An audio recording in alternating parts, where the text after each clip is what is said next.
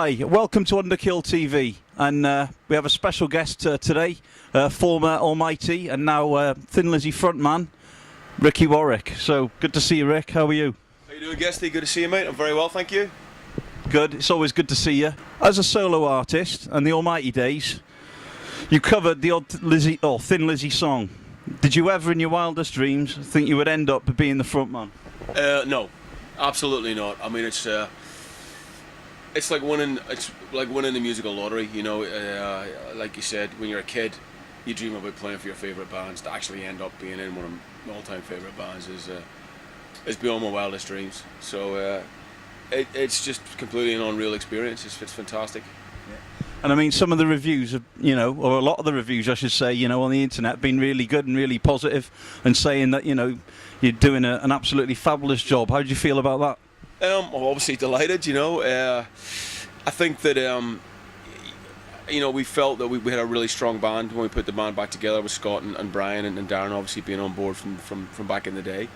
And Marco on bass is fantastic, and Damon coming in now is just a huge audition. So it's just great that the die-hard fans are seem to be accepting it, and all you can do is go out there and do your best. And I'm a huge fan at the end of the day, and we're giving it our all every night, I'm playing, I think, giving the songs the respect and the love that they deserve, and hopefully bring them to the old fans, but bring them to a new generation of fans as well.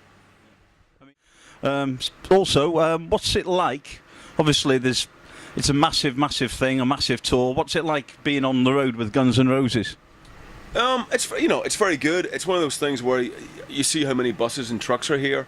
You don't see that much of them during the day because everybody's off in hotels or doing their thing. But we get to play for an hour and 15 minutes every night, which is almost unheard of for a special guest on a tour like this, which is fantastic. We've been given everything we need and want, and we've been well looked after. The crowds have been phenomenal, so it's been nothing but a great experience. I've got nothing negative to say about it at all. Okay. Also, we've heard, or there have been a lot of rumours in the press lately about the new Thin Lizzy record. Sure. Can you give us any information on if there's going to be a new record or anything? I mean, the real truth of the matter is, yes, we want to make some new music. Whether that ends up being one track or a full album, it's too early to say, but we have been writing and we've been in the studio working on stuff, and we're all very, very excited by it. I think some of the stuff we've got together personally is just absolutely amazing. I think people are going to be very surprised when they hear it, but we know how high the bar is. We know what the Lizzy followers expect.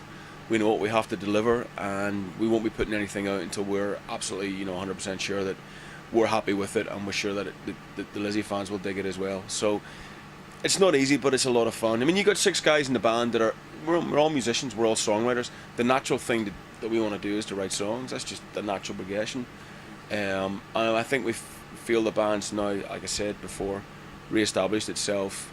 The next logical step is to try and create some new music, and that's what we're doing.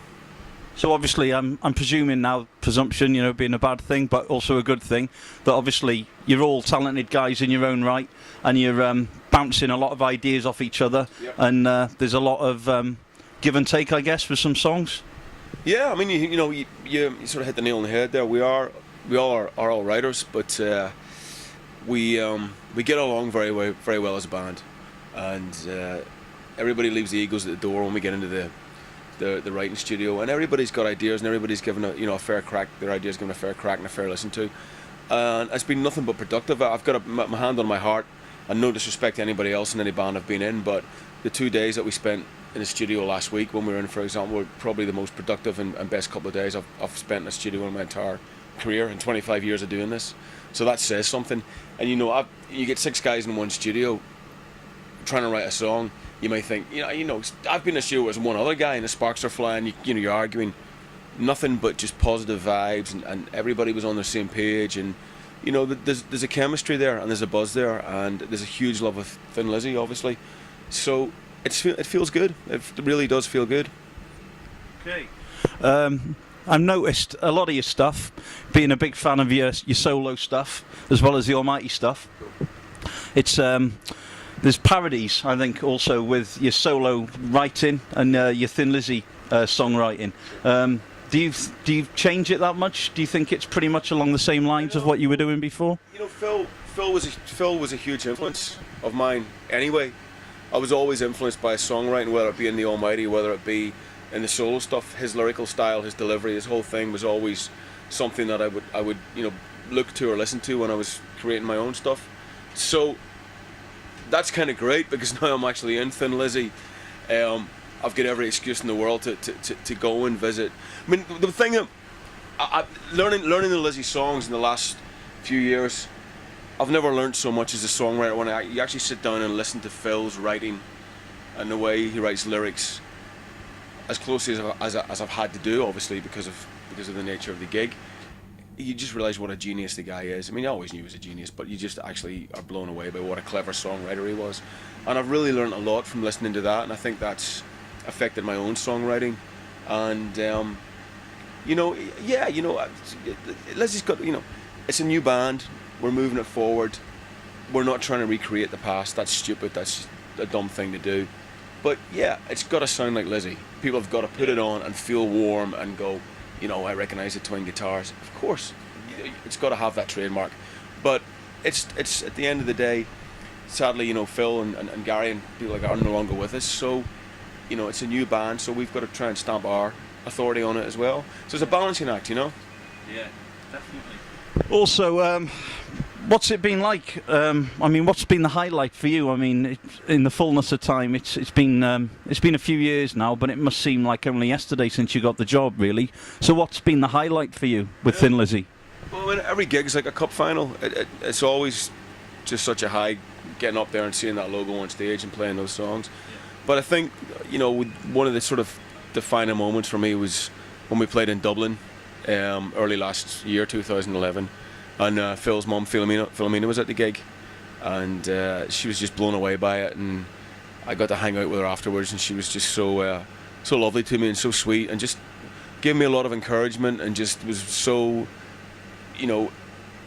positive in her praise for what we were doing, and said how she thought Phil would be so proud of it, and it was great. And that was just a lot of validation was that I needed to hear came from her that night. Yeah. And I think that I saw how happy the gig had made her, and I just thought, that was just a great thing. And I think that is the one thing that, if I had to pick something, that would be it. So it was a very personal, massive kind of moment for you, obviously, to have that from within the family. Of course, I was really nervous. Obviously, I wanted her to love it, and the fact that she did, and the fact that she pulled me aside and we sat down and we talked, and she had just nothing but great things to say. It validated everything. It was just great. Obviously, you've got a busy schedule at the moment, and things are very, very busy. And obviously, we thank you very much for coming to talk to us and make time. But are there any plans for you in terms of, for me personally, I'm a big fan of your solo stuff. Love Money, Trust Few. Is there anything on the horizon maybe for you in terms of solo stuff? Yeah, I'm always writing. I've recorded a few songs, which will probably end up in the next solo record. It's just a question of finding the time to do it. Obviously, Thin Lizzy's the priority, and I'm working on the new Thin Lizzy stuff is obviously the top priority. So I've kind of put everything on hold to concentrate on that, because I think it's the right thing to do, obviously. But yeah, there'll be another solo record at some point. I'm sure it'll probably be within hopefully the next year and a half or something like that. With obviously you now, it's a massive responsibility, but also at the same time a massive privilege. Do you sometimes, for me, on a deep kind of level, do you always think about Phil's there? Do you feel that? Do you feel kind of you kind of put yourself in his place and kind of go through how he'd think and how he'd feel in this kind of time? Yeah, I'm very aware of Phil all the time. When I think about Thin Lizzy, like everybody else, I don't think of Thin Lizzy with me singing. I think I see it in my mind the way we all see it with Phil singing, because that's the way we all grew up and know and love the band. And I'm just feeling that it's almost like, there's this great body of work. You see, I guess the best way to put it is that people die, music doesn't. Music lives on after you're long gone, and Phil left such a great legacy of work. And Scott and Brian and Darren were such a big part of that when it came to the songwriting as well. For them to still be carrying the name on and playing those songs to a new generation of people and moving the band forward, it's just a great honour to be part of that. And you know, maybe in 10 years' time, people will look back and remember Thin Lizzy with Phil and with myself, and that would be probably the highest accolade I could get. But yeah, I'm aware of him. You know, I have a shot of whiskey and give him cheers every night before I go on stage, and he's in my thoughts constantly. He really is. It's funny, I never met the guy, but I almost feel like I know him because, you know, you're just so aware of what a great presence he was. It's a strange thing. It's a real, I mean, in a really good way. In every way, it's great. And you know, and obviously meeting I've met both his daughters now as well. I've met Kathleen and Sarah, who are just, you know, who are just lovely. And it's just a strange thing to be part of, but in a very positive and very, very good way. And I do, you know, I'm playing up there. I'll close my eyes. I'll you know, I'll see Phil will come into my mind when I'm singing some of the songs. At the end of the day, as I said, I'm a fan. You know, I'm a huge Lizzy fan, and to just get this gig is just, you know, it's the ultimate, you know. Yeah. Okay, so thank you very much for talking to us, Rick, and we wish you all the best on the rest of the tour. Okay, I'm going to have to go now because somebody's calling me. Okay, so this is Simon Guest for Underkill TV signing out.